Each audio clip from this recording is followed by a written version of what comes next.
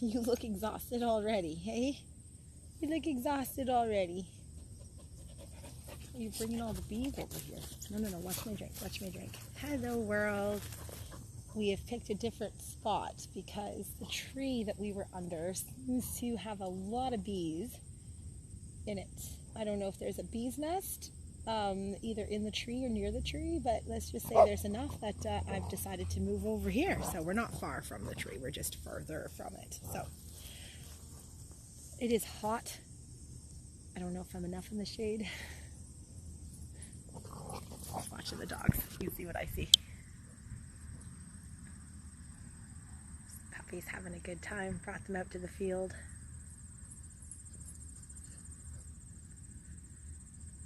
This is a good spot when I don't want to go far. It's hot today.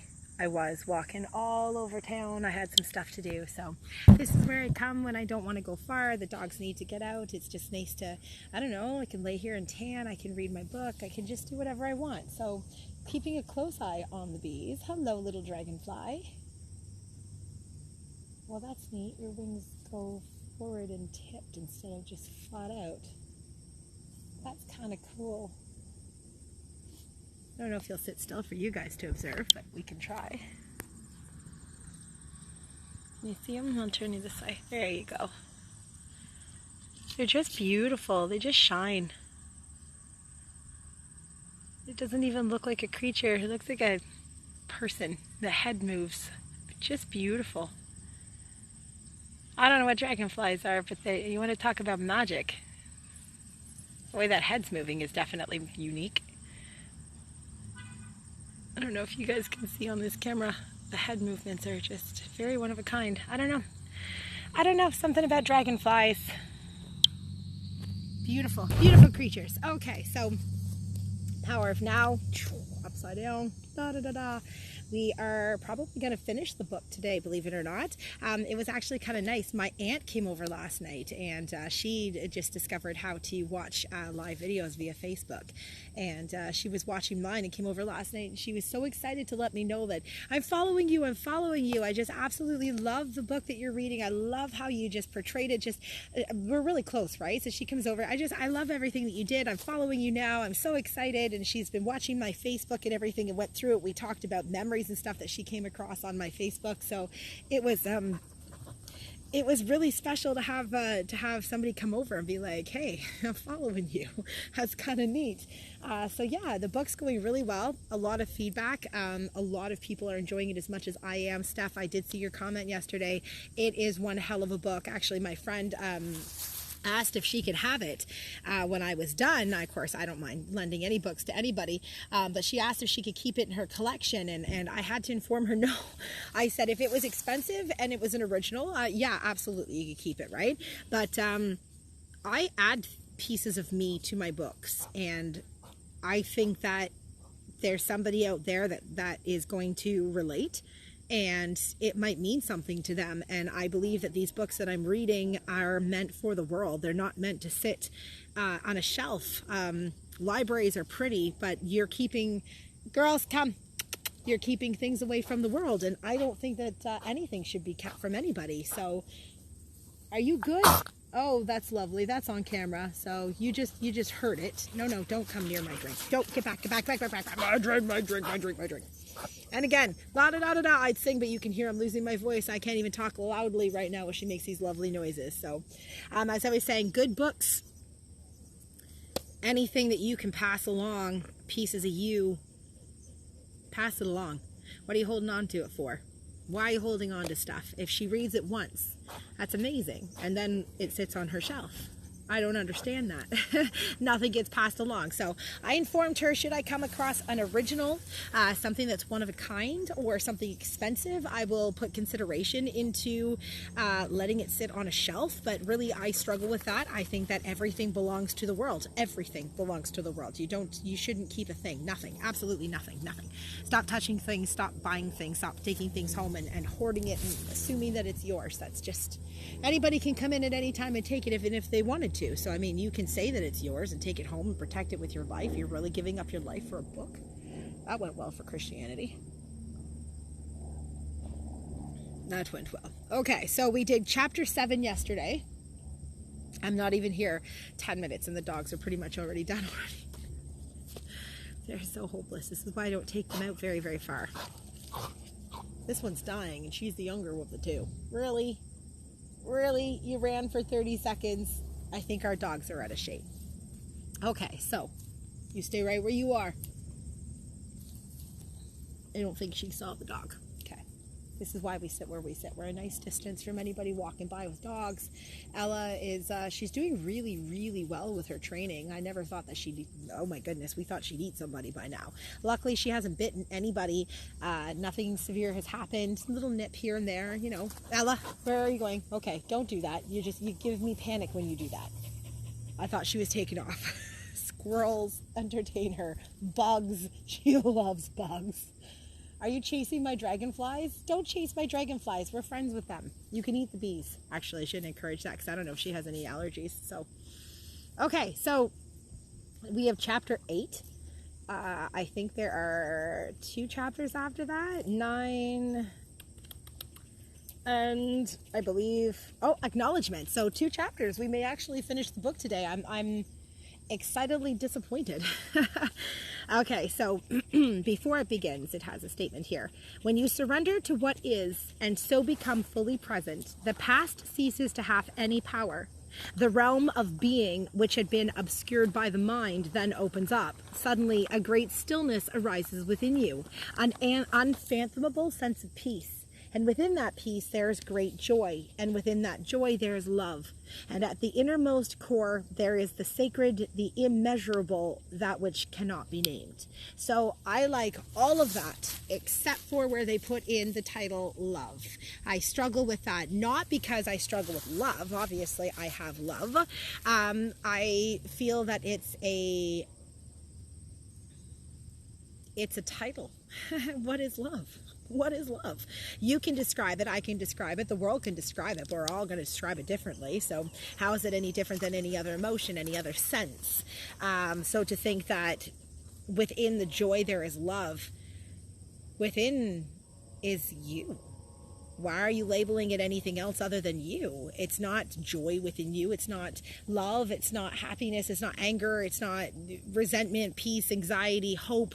It's you at the core. So I'm going to let everybody do their own thing with that, but I'll read it again as I go. I just think that that's my opinion on that. So when you surrender to what is and so become fully present, the past ceases to have any power. The realm of being, which had been obscured by the mind, then opens up. Suddenly, a great stillness arises within you, an unfathomable sense of peace. And I'm going to add my own saying here because they say, and within that peace there is great joy. I'm going to say, and within that peace is you. And then they go on to say, within that joy there is love. Within that joy there is you. So just within that peace is you. You are the peace. You are the joy. You are the love. Why would you label it? If you're going to label it, you're out there looking for it. If you label it that you are love, you are out there constantly trying to be love, fulfill love, feel love, know love. Don't label it. At the core is you. Period. It doesn't require any other label. It's you. And at the inner core, there is the sacred, the immeasurable, that which cannot be named. I am going to come back at the end of the reading and put a note in the book in regards to my own comments on the love thing here. I'm going to be passing my book along to the next person, and I want them to know what my feeling is in regards to that statement. So, okay, chapter 8, acceptance of the now. Okay, I don't mind that Pepper's up there. I worry about Ella. She's so easily triggered. If a dog comes that way, all right, well, you know what? We're just going to pay close attention. We're going to multitask here. This is what we're going to do. Okay. Let's try that again. Impermanence and the cycles of life. There are cycles of success when things come to you and thrive, and cycles of failure when they wither or disintegrate, and you have to let them go in order to make room for new things to arise or for transformation to happen.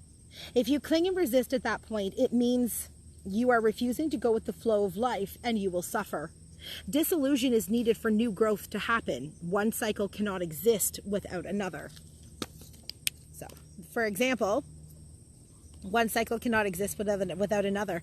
I heard a statement yesterday on Facebook. Some other girl was doing a thing. Pepper, come. Hey, over here, babe. And she brought up a really good point. She said, are the good guys the really good guys? Are the good guys really the good guys in the hero movies, or is it vice versa? Because the good guys are constantly trying to keep everything exactly the way it was, and the bad guys are constantly trying to introduce change. Now, looking past the amount of people that have died, even one person dying, everything that the bad guys have gone through, are they doing all of that just because they know that there's no other way? The good guys are just going to go to every extent to end the bad guys if they cause any form of change. So, I don't know. Who's the good guy? The down cycle is absolutely essential. Sorry, I can't yell over that. I'm losing my voice as it is. The down cycle is absolutely essential for spiritual realization. You must have failed deeply on some level or experienced some deep loss or pain to be drawn to the spiritual dimension. Or perhaps your very success became empty and meaningless and so turned out to be failure. Failure lies concealed in every success and success in every failure. In this world, which is to say on the level of form, everybody fails sooner or later, of course, and every achievement eventually comes to naught. All forms are impermanent, not permanent. Anything you can do, I can do better, I can do anything better than you. That is, I must stress that. Failure comes with thinking that this is it. I've reached my peak. I'm the best of the best, or this is as good as it's going to get, or, you know, whatever the case is. But you got to realize that things change consistently, and somebody will come along and they will know a little bit more, or be a little bit faster, or a little bit stronger, or contribute a little bit of whatever. And that doesn't mean that they're better than you. Just that means that they saw it from a different angle and contributed their way. So now you have a brand new opportunity to start again, contribute a different way, or walk away, let them go with their own thing and do another thing. But it doesn't end until you think that it ends. It doesn't fail until you think that it's failing. It doesn't fail until you let it fail. You can still be active and enjoy manifesting and creating new forms and circumstances, but you won't be identified with them. You do not need to give them a sense of self. They are not your life, only your life situation. You are not poor. You are in a poor situation. You are not a victim. You were in a victim situation. You are not anxious. You were feeling anxious because of a situation, etc., etc. So let me read this one again. You can still be active and enjoy manifesting and creating new forms and circumstances, but you won't be identified with them. You do not need to give you a sense of self. You are not your life, only your life situation.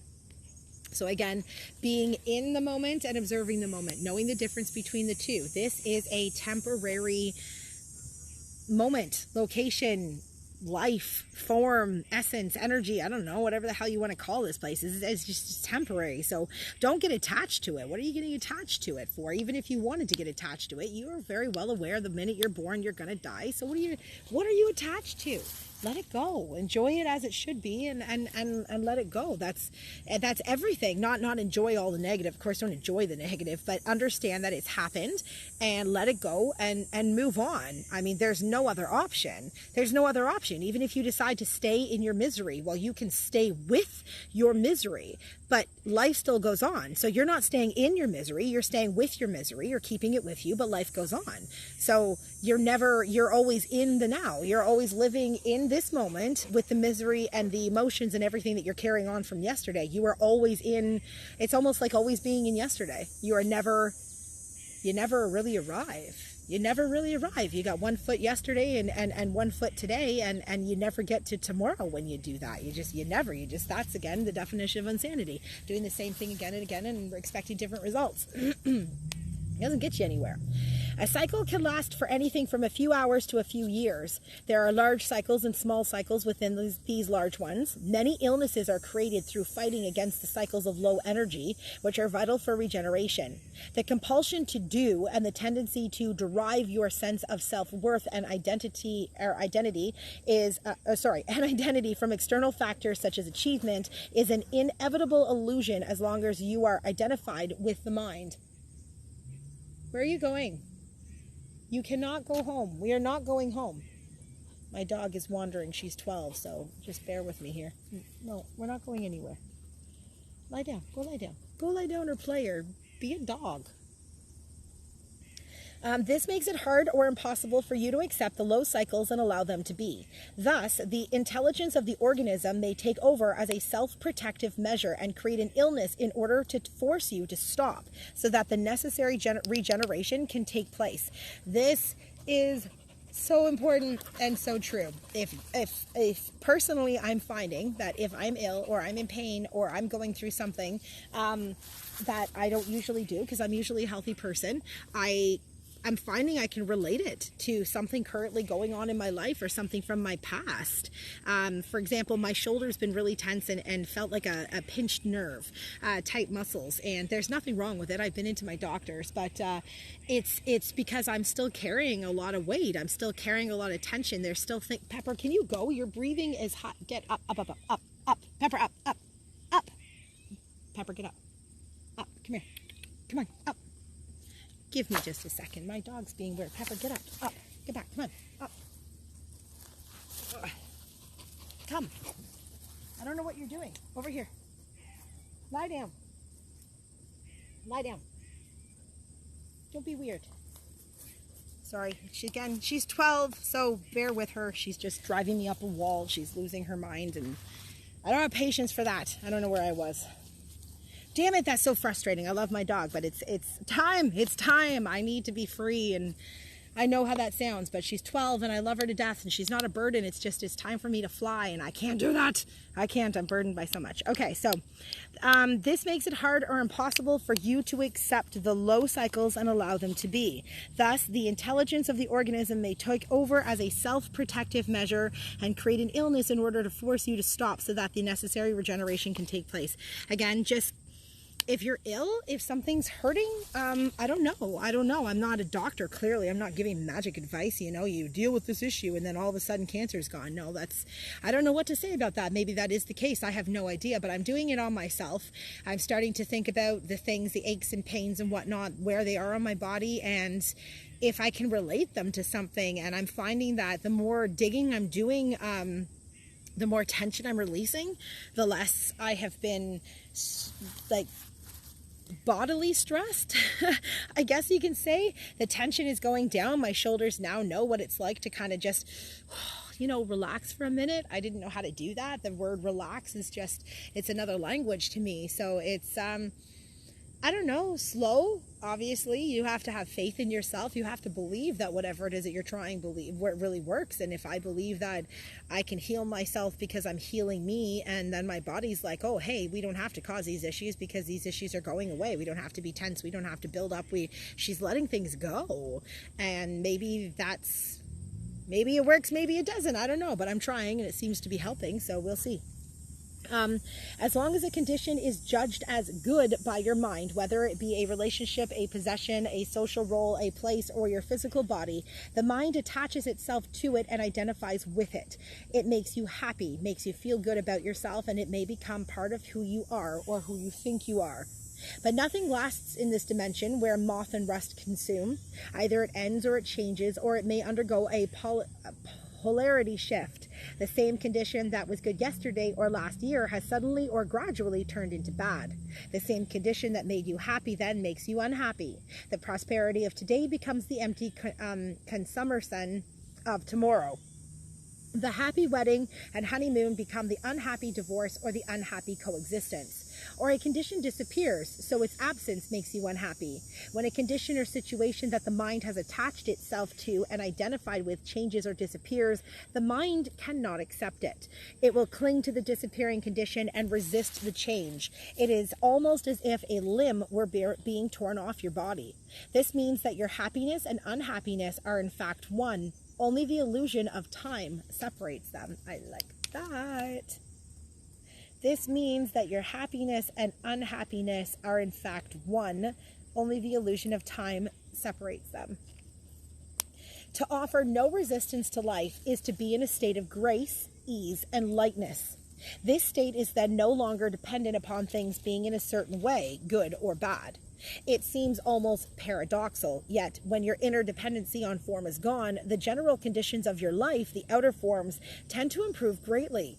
Things, people, or conditions that you thought you needed for your happiness now come to you with no struggle or effort on your part, and you are free to enjoy and appreciate them whilst they last.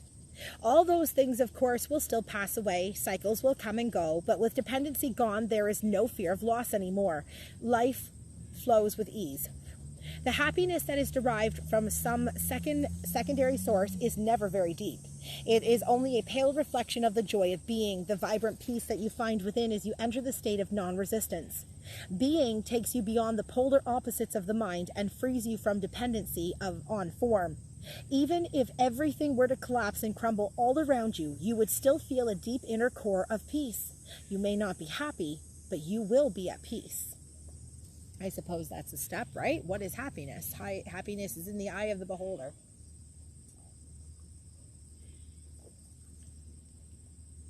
It has a little bit of a bitter taste. Sky made that tea. Yum. Using and relinquishing negativity.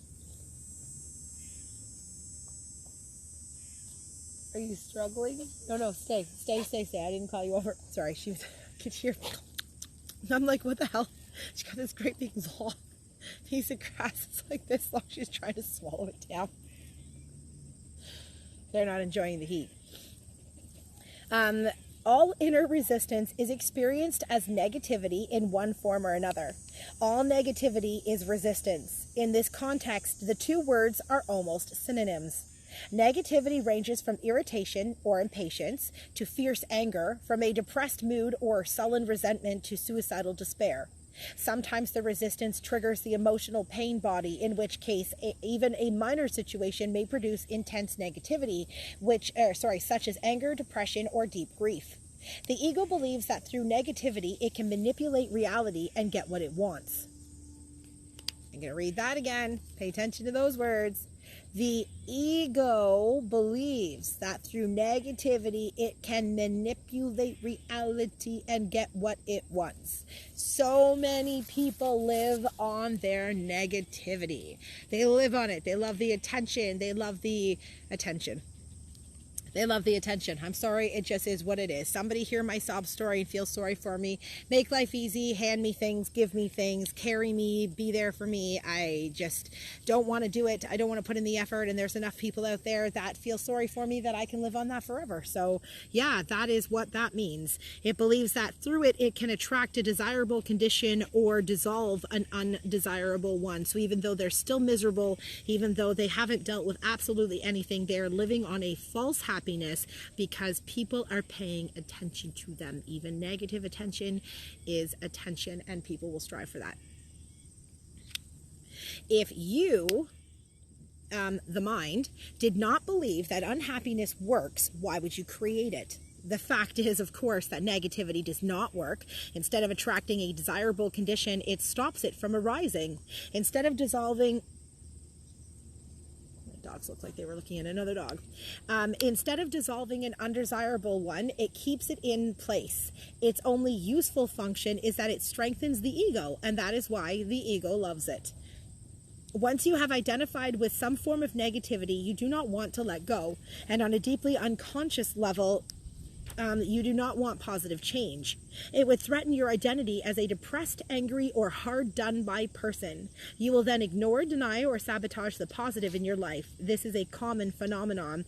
It is also insane. So a good example of that is the Stoddards. I'm not picking on the family at all. I'm not picking on anybody. I don't even have to explain this. I don't care. If you know who I am, you know who I am. You know what I'm talking about. So Aiden had an issue the other day, and he was being very stubborn. And I had given him some advice. He had come to me for advice, and I gave him advice, and his response to such was, I can't do that. I'm a Stoddard, and Stoddards are stubborn. Well, that's not true. You can be stubborn. It's not just because you're a Stoddard. If you meet anybody out there, everybody out there has some form of stubbornness in there. But to identify stubborn and Stoddard gave him an identity that he is nothing but a Stoddard, and that means I am nothing but stubborn.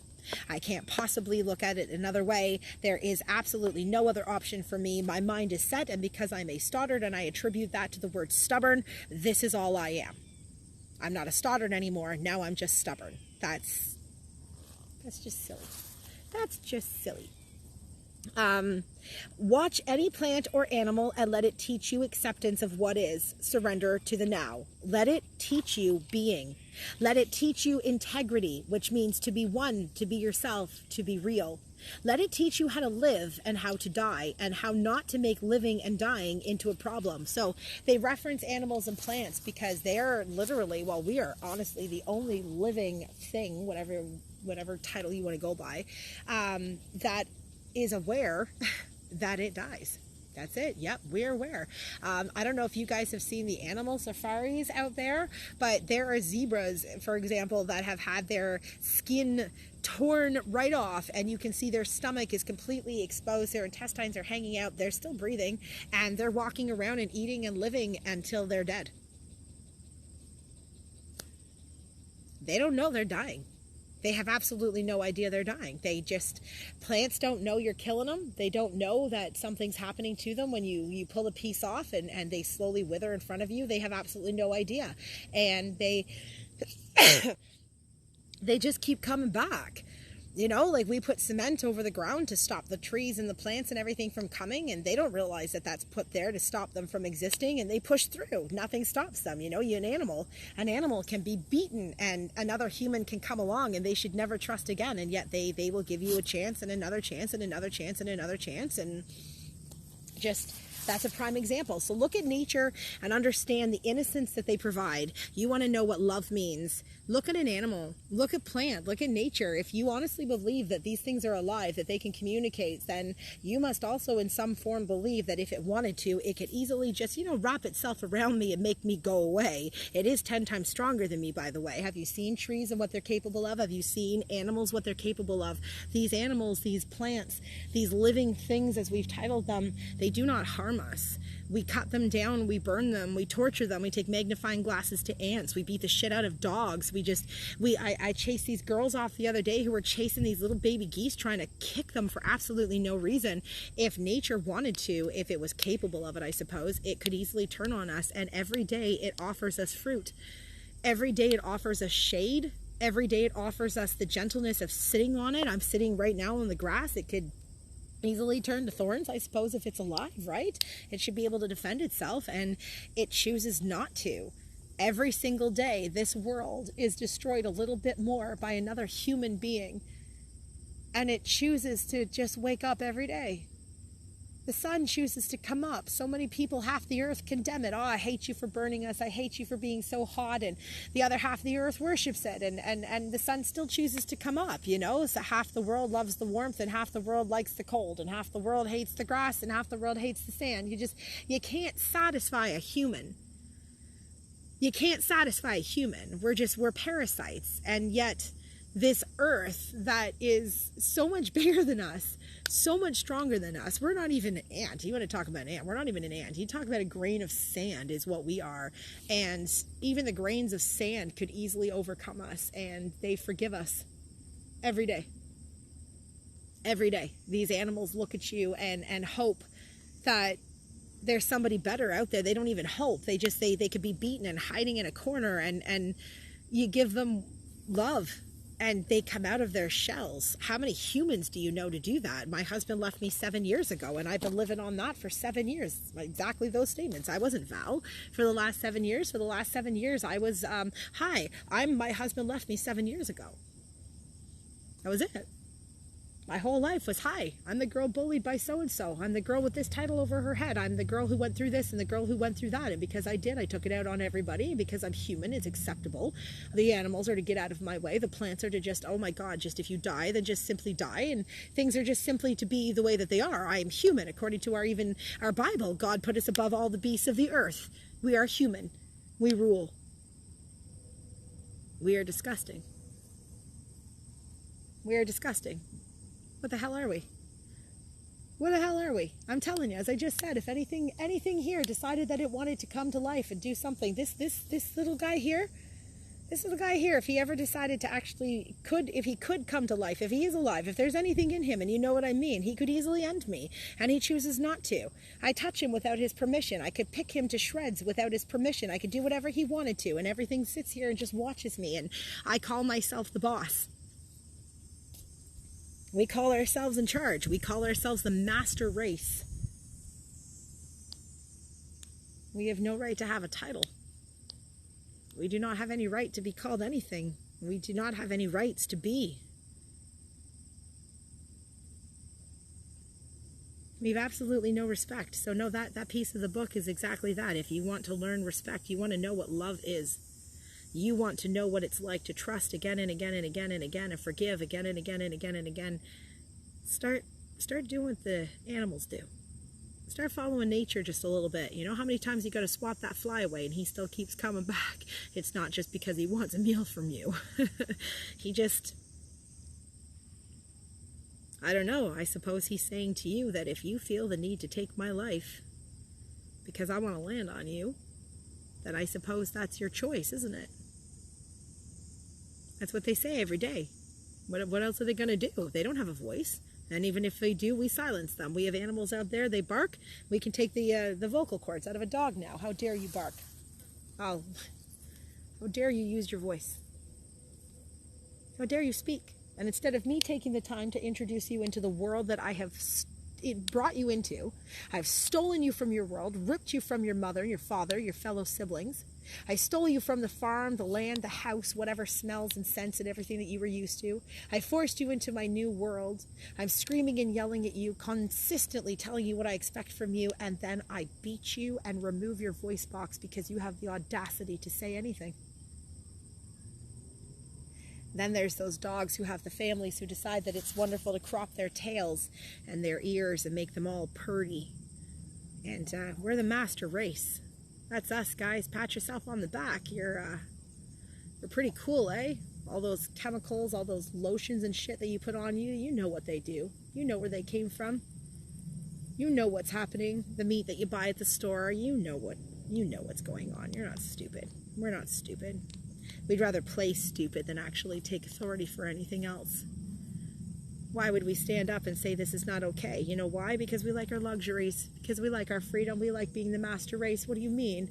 Serve ourselves. Be our own slaves. Have to do things for ourselves.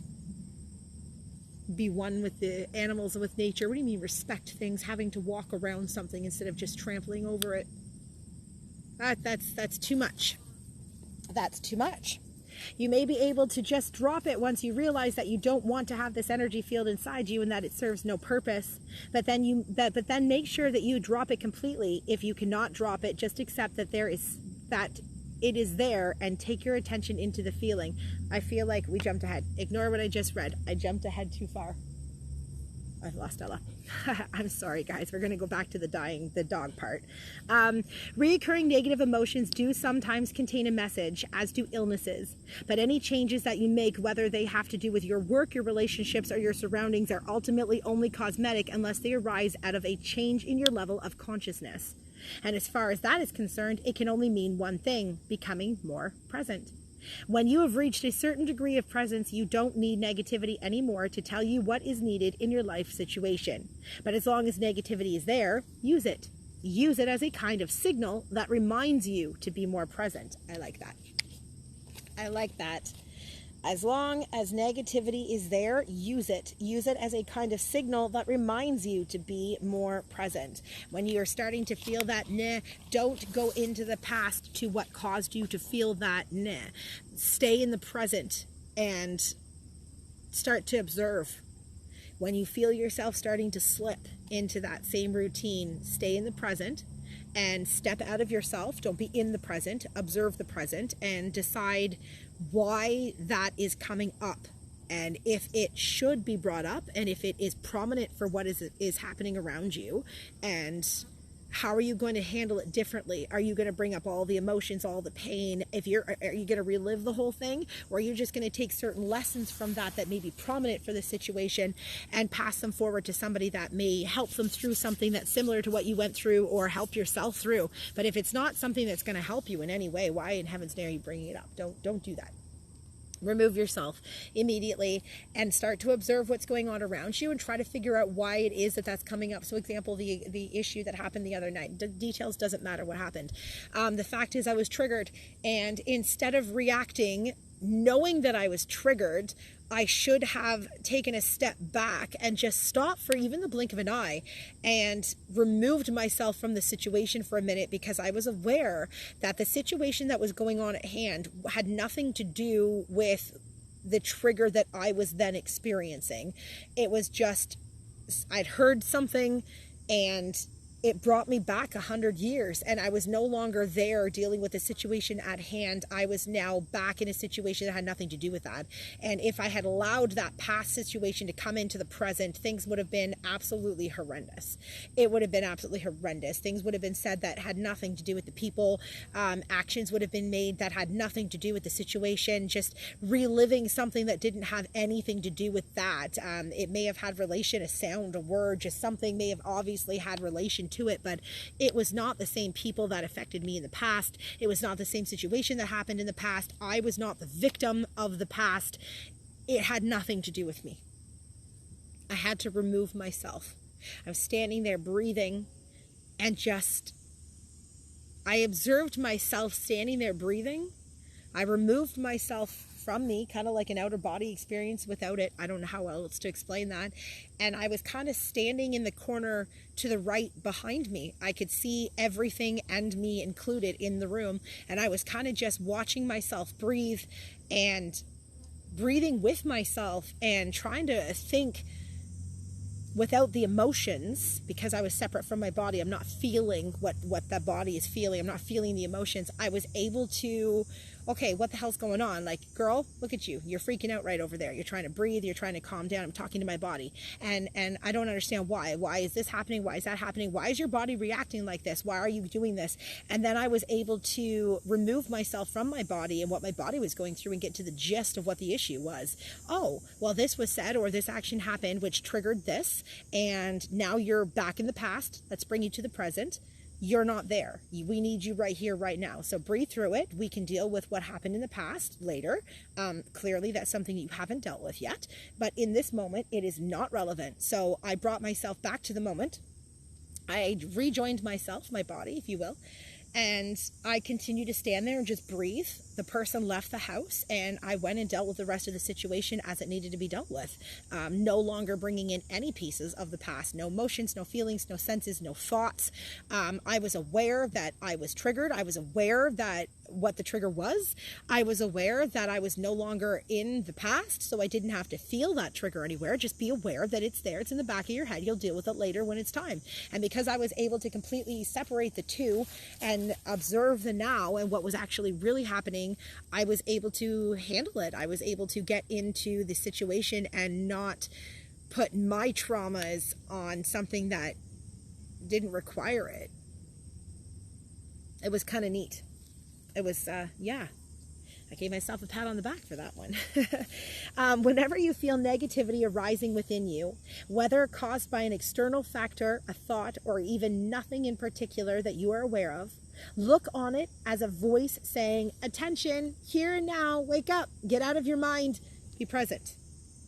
Come back to the now. You don't have to ignore it. It's coming up for a reason. Just don't feel it. Why are you re-feeling it? It's okay to relive it in the sense that there's something you didn't deal with. You know, if you were, I don't know, it doesn't matter what the situation, something you haven't dealt with, you didn't let it go. You're still reliving the beatings. You're still reliving the words. You're still reliving the bullying. You're still reliving the guilt, the jealousy, the ego. Whether it was on you or on them, it doesn't matter. You're still reliving something that it happened. Hug yourself. Hug yourself. Don't belittle yourself. Be aware that it happened, but be aware that it happened. You're amazing. You're here today. Why are you carrying yesterday? That's not who you were to begin with, and that's certainly not who you are today. and yet it's being poured out onto the world. You know, I have a couple friends who are in relationships that aren't going very well, and it's very frustrating. You see all over Facebook, you know, men or women, doesn't matter what it is, just they're all horrible, and they're all this and they're all that, and it's not true. I was one of those people, you know, when I was one of those people. Of course, I'm one of those people too. I went through those phases too. My exes, they broke my heart, and I put those posts up there. The reality is, when I sit there and I say, you know, all men, for example, I obviously like my men, all men are assholes. You know, I used to be one of those girls that said that. All men are assholes. I can't do that anymore, because I was blessed with 2 sons. I was blessed with 2 sons, and I was blessed with a lot of friends that are males, and they're amazing. They're amazing, and I can't imagine ever standing in front of my friends or my boys and saying what I'm posting, all men are this and all men are that. No, they're not. That one who did that to me certainly was. In that moment, yep, they deserve whatever names you wanted to call them in that moment. You know, they really were. You did it. It happened in that moment for that one person, male, female, cat, dog, bird, tree, rock. I don't give a shit what you are. You were a human in that moment. That human did this to me, and that human deserves the frustration, the anger, the negativity that I felt only in that moment. And after that moment, forgiveness and understanding need to come into play. Understanding that that person was not born that way. Nobody's born that way. You're not born a devil. You're not born a monster. You're not born a victim. You're not born a liar, a cheater. You are born a human being. And every one of us, as soon as we're born, we open those big, beautiful eyes of ours, and we start looking for love. What's their story? What's their story? Does it deserve to be told? A lot of people would say no.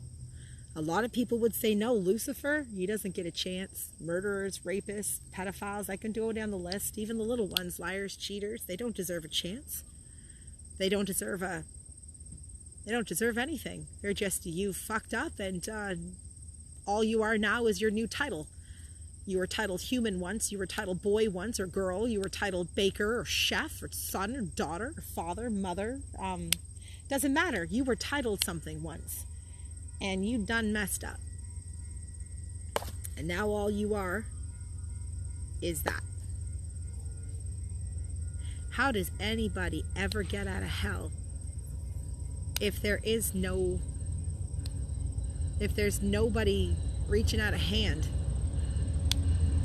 You know, how do you ever be anything?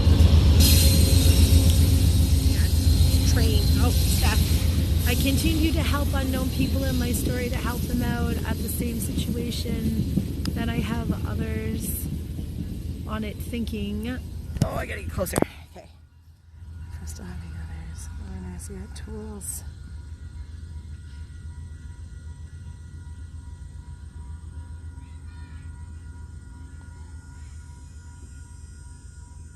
Yeah, and that's what you can do. That's why we have stories. That's why we have stories, Steph. That's brilliant. That's why we have stories. You can't, I don't know. We have stories. They're meant to be told. They're not just for you. They're not just for me. They're for somebody. They're for somebody, you know?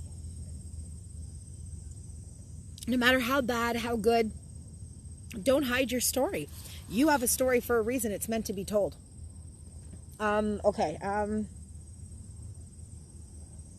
You may be able to just drop it once you realize that you don't want to have this energy field inside you and that it serves no purpose. But then make sure that you drop it completely. If you cannot drop it, just accept that it is there and take your attention into the feeling.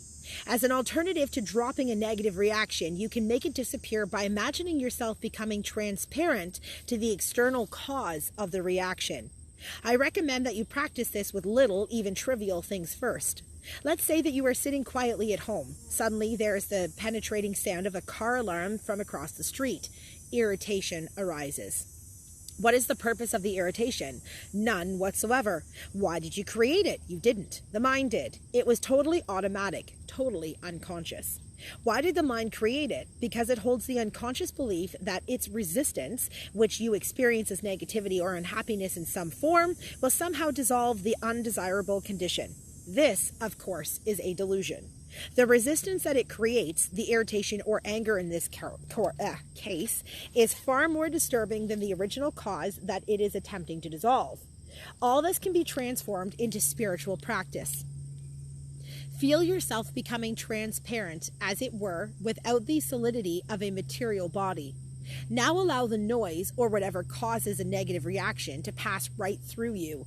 It is no longer hitting a solid wall inside you. I'm going to have to attempt that. That seems a little bit beyond me. So we're going to have to attempt that. As I said, practice with little things first. The car alarm, the dog barking, the children screaming, the traffic jam. Instead of having a wall of resistance inside you that gets constantly and painfully hit by things that should not be happening, let everything pass through you. Somebody says something to you that is rude or designed to hurt. Instead of going into unconscious reaction and negativity, such as attack, defense, or withdrawal, you let it pass right through you. Offer no resistance. It is as if there is nobody there to get hurt anymore. That is forgiveness. In this way, you become invulnerable. So what I tell the bigs a lot, I had one of them come to me last night. So-and-so said that I was a this. Are you? I looked right at him. Are you? I gave him the definition as per the dictionary as to what the word means. And I asked him again. I said, is this what you are? I said, here's the situation. Here's the name that they called you regarding the situation. Is this what you are? My prime example is, my biggest example is when people call you a bitch. I love it. That's people's favorite words. You're a bitch. Well, if you look that up in the dictionary, it's a female dog in heat. How many of you are female dogs, for starters? And heat doesn't matter. Sorry, that sort of seems to be an everything thing. But are you a female dog? And they're words. They're words. People take their lives over words. We have slaughtered for billions of years over bloody words. That drives me nuts. We're not going to get into that one.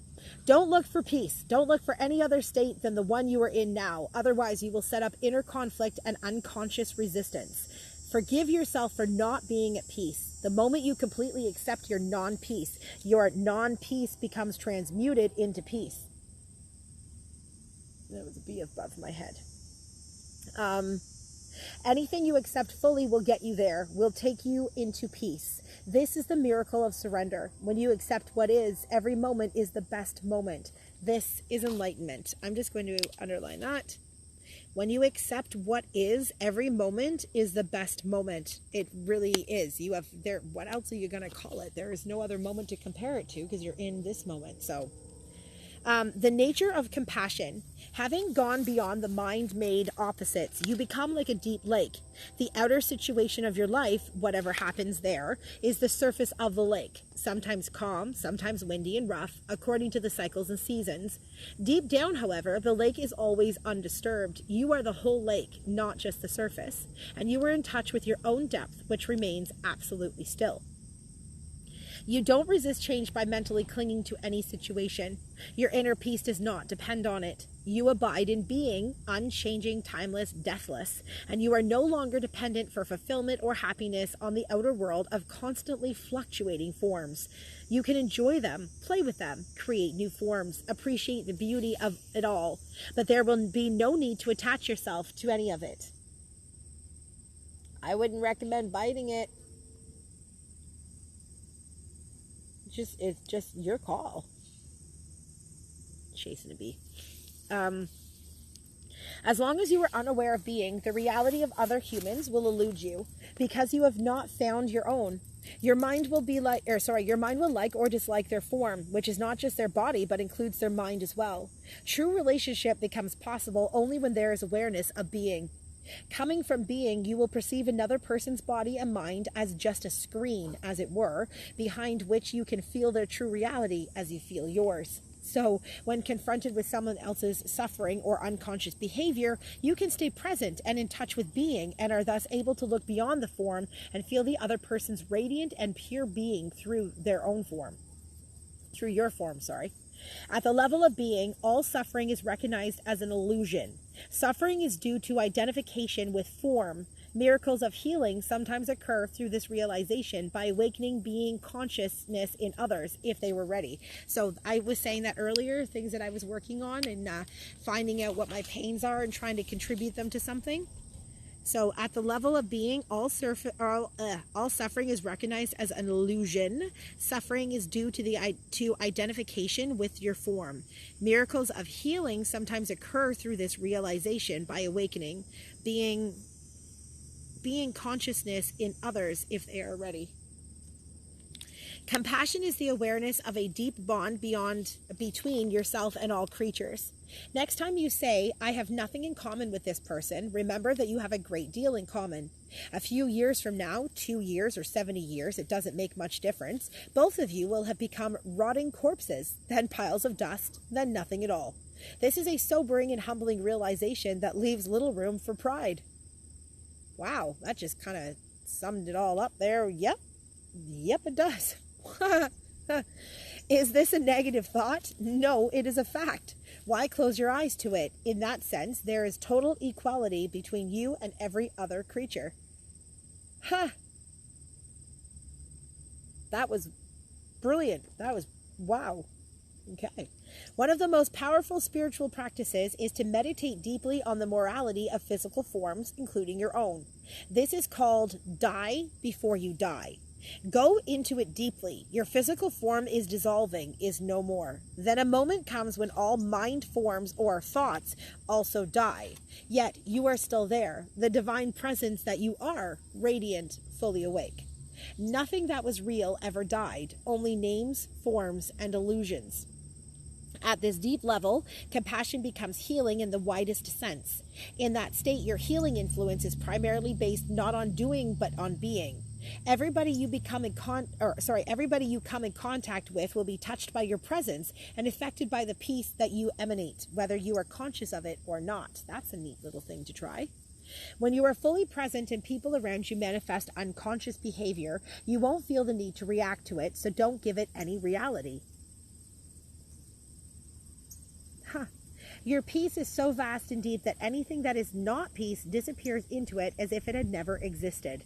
This breaks the karmic cycle of action and reaction. Animals, trees, flowers will feel your peace and respond to it. You teach through being, through demonstrating the peace of God. You become the light of the world, an emanation of pure consciousness, and so you eliminate suffering on the level of cause. You eliminate unconsciousness from the world.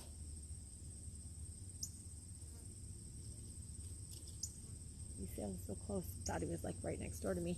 Little bird. The wisdom of surrender. It is the quality of your consciousness at this moment that is the main determinant of what kind of future you will experience. So to surrender is the most important thing you can do to bring about positive change. Any action you take is secondary. No truly positive action can arise out of an unsurrendered state of consciousness. To some people, surrender may have negative connotations, implying defeat, giving up, failing to rise to the challenges of life, becoming lethargic, and so on. True surrender, however, is something entirely different. It does not mean to passively put up with whatever situation you find yourself in and to do nothing about it. Nor does it mean to cease making plans or initiating positive action. Surrender. I don't know what this lady's doing. She's been walking back and forth for a while. Time 5:30. Louisa will be home soon. I gotta watch the dog. She'll hear the car and lose it.